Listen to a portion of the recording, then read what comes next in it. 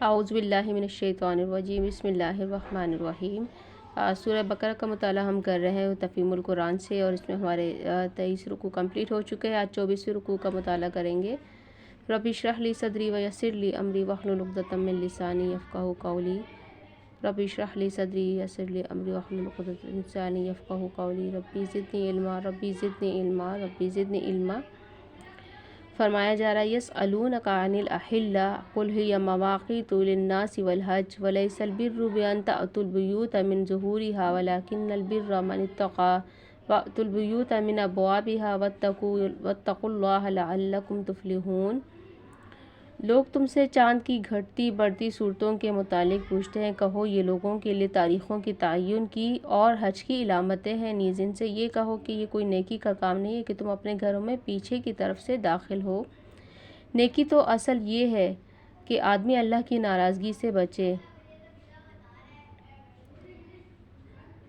لہٰذا تم اپنے گھروں میں دروازے ہی سے آیا کرو، البتہ اللہ سے ڈرتے رہو، شاید کہ تمہیں فلاح نصیب ہو جائے۔ اب یہاں پہ جو چاند کے گھٹنے بڑھنے کا ایک ایسا منظر ہے، یہ اس منظر نے ہر زمانے میں انسان کی توجہ کو اپنی طرف کھینچا ہے۔ اب اس کے متعلق طرح طرح کے اوہام و تخیلات و رسوم دنیا کی قوموں میں رائج رہے ہیں اور اب تک رائج ہیں۔ اہل عرب میں بھی اس قسم کے اوہام موجود تھے، چاند سے اچھے برے شگون کی لینا، بعض تاریخوں کو اچھا اور بعض کو نحس سمجھنا، اور کسی تاریخ کو سفر کے لیے اور کسی کو ابتدائے کام کے لیے اور کسی کو شادی بیاہ کے لیے منحوس یا خوشبخت سمجھنا، اور یہ سمجھنا کہ چاند کے طلوع و غروب اور اس کی کمی و بیشی اور اس کی حرکت اور اس کے گہن کا کوئی اثر انسانی قسمتوں پر پڑتا ہے، یہ سب باتیں دوسری جاہل قوموں کی طرح اہل عرب میں بھی پائی جاتی تھیں، اور اس سلسلے میں مختلف توہم پرستانہ رسمیں ان میں رائج تھیں۔ انہی چیزوں کی حقیقت نبی صلی اللہ علیہ وسلم سے دریافت کی گئی۔ جواب میں اللہ تعالیٰ نے بتایا کہ یہ گھٹتا بڑھتا چاند تمہارے لیے اس کے سوا کچھ نہیں کہ ایک قدرتی جنتری ہے جو آسمان پر نمودار ہو کر دنیا بھر کے لوگوں کو بیک وقت ان کی تاریخوں کا حساب بتاتی رہتی ہے۔ حج کا ذکر خاص طور پر اس لیے فرمایا کہ عرب کے مذہبی، تمدنی اور معاشرتی زندگی میں اس کی اہمیت سب سے بڑھ کر تھی۔ سال کے 4 مہینے حج اور عمرے سے وابستہ تھے۔ ان مہینوں میں لڑائیاں بند رہتی، راستے محفوظ رہتے اور امن کی وجہ سے کاروبار فروغ پاتے تھے۔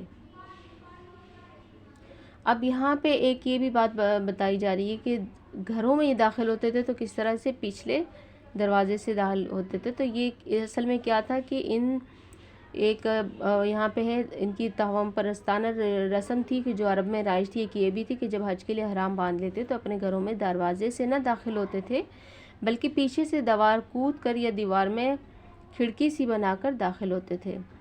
نیز سفر سے واپس آ کر بھی گھروں میں پیچھے سے داخل ہوا کرتے تھے۔ اس آیت میں نہ صرف اس رسم کی تردید کی گئی ہے بلکہ تمام اوہام پر یہ کہہ کر ضرب لگائی گئی ہے کہ نیکی دراصل اللہ سے ڈرنے اور اس کے احکام کی خلاف ورزی سے بچنے کا نام ہے۔ ان بے معنی رسموں کو نیکی سے کوئی واسطہ نہیں، جو محض باپ دادا کی اندھی تقلید میں برتی جا رہی ہیں، جن کا انسان کی سعادت و شقاوت سے کوئی تعلق نہیں ہے۔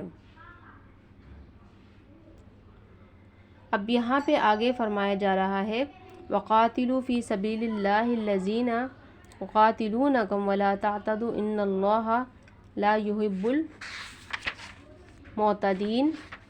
اور تم اللہ کی راہ میں ان لوگوں سے لڑو جو تم سے لڑتے ہیں، مگر زیادتی نہ کرو کہ اللہ زیادتی کرنے والوں کو پسند نہیں کرتا۔ اب یہاں پہ یعنی جو لوگ خدا کے کام میں تمہارا راستہ روکتے ہیں، اس بنا پر تمہارے دشمن بن گئے ہیں کہ تم خدا کی ہدایت کے مطابق جو نظام زندگی کی اصلاح کرنا چاہتے ہو، اس اصلاحی کام کی مزاحمت میں جبر و ظلم کی طاقتیں استعمال کر رہے ہیں، ان سے جنگ کرو۔ اس سے پہلے جب تک مسلمان کمزور اور منتشر تھے، ان کو صرف تبلیغ کا حکم تھا اور مخالفین کے ظلم و ستم پر صبر کی ہدایت کی جاتی تھی۔ اب مدینے میں ان کی چھوٹی سی شہری ریاست بن جانے کے بعد پہلی مرتبہ حکم دیا جا رہا ہے کہ جو لوگ اس دعوت اصلاح کی راہ میں مسلح مزاحمت کرتے رہے، ان کو تلوار کا جواب تلوار سے دو۔ اس کے بعد ہی جنگ بدر پیش آئی اور لڑائیوں کا سلسلہ شروع ہو گیا۔ یعنی تمہاری جنگ نہ تو اپنی جو ہے مادی اغراض کے لیے ہو، نہ ان لوگوں پر ہاتھ اٹھاؤ جو دین حق کی راہ میں مزاحمت نہیں کرتے، اور نہ لڑائی میں جاہلیت کے طریقے استعمال کرو۔ عورتوں اور بچوں اور بوڑھوں اور زخمیوں پر دست درازی کرنا، دشمن کے مقتولوں کا مسئلہ کرنا، کھیتوں اور مویشیوں کو خواہ مخواہ برباد کرنا اور دوسری تمام وحشیانہ اور ظالمانہ افعال حد سے گزرنے کی تعریف میں آتے ہیں۔ اس حدیث میں ان سب کی ممانعت وارد ہے۔ آیت کا منشا یہ ہے کہ قوت کا استعمال وہیں کیا جائے جہاں وہ ناگزیر ہو اور اسی حد تک کیا جائے جتنی اس کی ضرورت ہو۔ آگے فرمایا جا رہا ہے وَاقْتُلُوهُمْ حَيْثُ ثَقِفْتُمُوهُمْ وَأَخْرِجُوهُمْ مِنْ حَيْثُ أَخْرَجُوكُمْ وَالْفِتْنَةُ أَشَدُّ مِنَ الْقَتْلِ وَلَا تُقَاتِلُوهُمْ عِنْدَ الْمَسْجِدِ الْحَرَامِ حَتَّى يُقَاتِلُوكُمْ فِيهِ فَإِنْ قَاتَلُوكُمْ فَاقْتُلُوهُمْ كَذَلِكَ جَزَاءُ الْكَافِرِينَ۔ ان سے لڑو جہاں بھی تمہارا ان سے مقابلہ پیش آئے، اور انہیں نکالو جہاں سے انہوں نے تم کو نکالا ہے، اس لیے کہ قتل اگرچہ برا ہے مگر فتنہ اس سے بھی زیادہ برا ہے۔ اور مسجد حرام کے قریب جب تک وہ